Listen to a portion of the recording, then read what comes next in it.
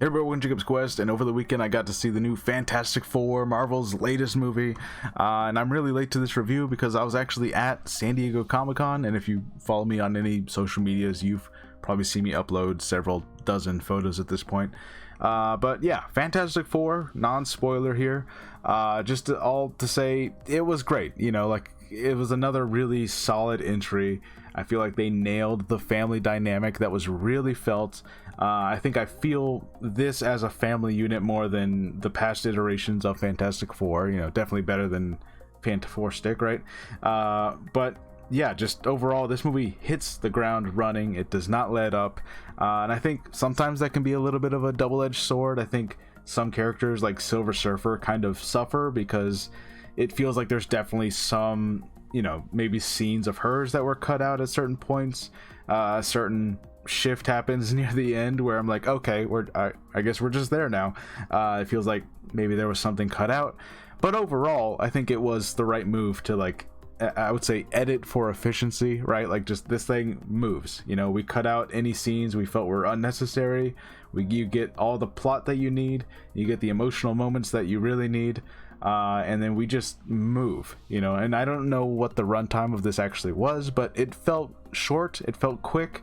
And I think for most people, that's going to be a really great thing. You know, like, this thing just moves. It doesn't like, it doesn't kind of meander around at all.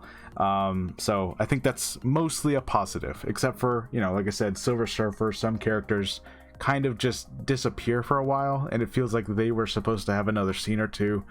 But other than that, overall, it really works.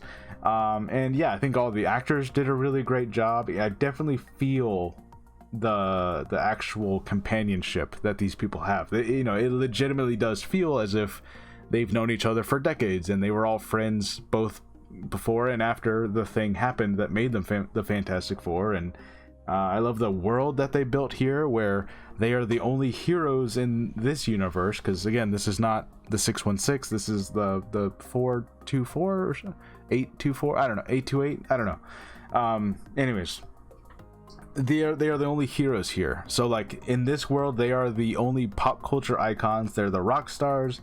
They're the celebrities. They're the movie stars. You know, like, this is it. They're everywhere, right? Which naturally they would be. Like, if only like 4 people in the world have actual superpowers, then yeah, they're gonna be the biggest things ever. Like, no one cares about normal celebrities anymore. You have superpowered people, right? I also appreciate that this movie made them scientists and astronauts and explorers and, like, you know, crazy things that you would think, like, oh, that's a whole movie plot in order to try to figure that out. Reed Richards is gonna figure that out within like 10 minutes. You know, like, there's wormholes and there's supernovas, and you gotta, like, use the gravitational pull around one thing to slingshot yourself back to the planet or something. Like that's just something Reed can figure out kind of casually, right? So, like, you know, I appreciate that it feels like everyone was given their shine and their due, right? Like Sue Storm is the what would you call it? Not negotiator, but, you know, she's the person who can, like, sit down even enemies, even old enemies that they've had to face, and, like, she can have actual discussions with them and get them on their side, and we can all work together. She represents the UN at some point, you know, like, everyone was given their cool thing to do. You know, I will say maybe the Thing, they only lightly touched on the whole, like, oh, he misses the way he looks, he wants to be human again or something like that. Like, they only kind of lightly touched on that, and I think that makes sense given that we're starting 4 years after they've been transformed. So, like, that is something you can tell, like, this Thing has done in the past, where he went through that whole thing where, like, oh, I hate that it looked like a rock monster. But now he's at the stage where he's kind of embracing it. He's talking to women. He's, you know, he's picking up cars, making all the kids cheer, like, oh, I picked up a car, you know, like, people want him to say his famous slogan from the cartoon show, you know. So, like, he's kind of embraced that, like, this is my life now. I get it, you know, like, so, like, I appreciate that we don't have to retread things that the other movies have already kind of done, and, you know, like, we don't need to revisit that again. And Johnny Storm, you know, he's still kind of he likes to flirt with the sexy space women, right? But he's not just like a one note kind of caricature of like a playboy kind of guy, right? He is still smart. He can like decipher languages, and he can figure out codes and clues, and he can put stuff together, right? So like I appreciate that even him, he's not just some cartoon character of, you know, this dude who's macking on chicks all the time. Like, you know, like, no, he is a scientist. He is like a smart guy. There's a reason he went to space, you know? So like I do appreciate that even there we have more in-depth character to it. And yeah, overall this was just a really great movie. You know, I feel like the family dynamic is really strong. You know, obviously you're going to get those Incredibles comparisons, which, you know, the Incredibles, Fantastic Four, those two are always going to be compared with each other. There's obviously influences going both ways now. Like I feel like this one definitely took influences from the Incredibles, whereas the Incredibles of course took huge chunks of influence from the Fantastic Four in the first place. So I like that there's like that kind of synergy going on between the two. Just like even if it's only in the back of your mind, you feel it, right?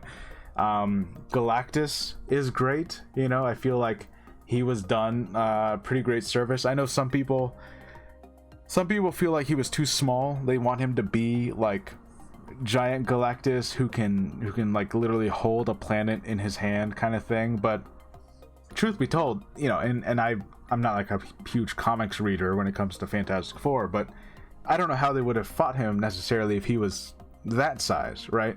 And I appreciate this also because visually with the MCU, when we think of someone who is big enough to hold a planet, we've seen that in the Eternals. Well, okay, those of us who saw the Eternals have seen that in the Eternals, that the Celestials are big enough to literally like grab a planet. So I'm glad they didn't make Galactus that big, because I think visually general audiences especially would get really confused, to be like, wait, is he one of those things? Is he something different? So like in order to like make it clear, like, no, he's not one of those things from that movie, he's a different thing, they couldn't make him that huge, right? And yeah, I appreciate that even Galactus is an actual character. He talks, he has motivations, he has reasons why he's doing what he's doing. He has his own wants. He's like, I want to do this, and this is the whole thing, and I'm trying to stop from doing this. And, you know, like, I don't know, I really appreciate that. I think really my only gripe, and like I said before, is just that the pacing being so quick, right? Like, hit the ground running, you don't stop. There's like almost no time where they take a break and they let things breathe for a second. Like, this thing just moves. And the only real negative to that is that characters like Silver Surfer kind of don't get all the moments that it feels like they were supposed to. You know, they definitely feel like, you know, Silver Surfer is there to give the big speech. She's there for like some of the mystery and to lay out the plot, but like it definitely feels like there should have been 2 or 3 more Silver Surfer moments in order to get to the ending that we got to. But overall, I still really enjoyed this one. I'm interested to see what deleted scenes they might ever release, but yeah, I enjoyed this movie a lot. Let me know what you guys think. I'll see you guys later. Bye.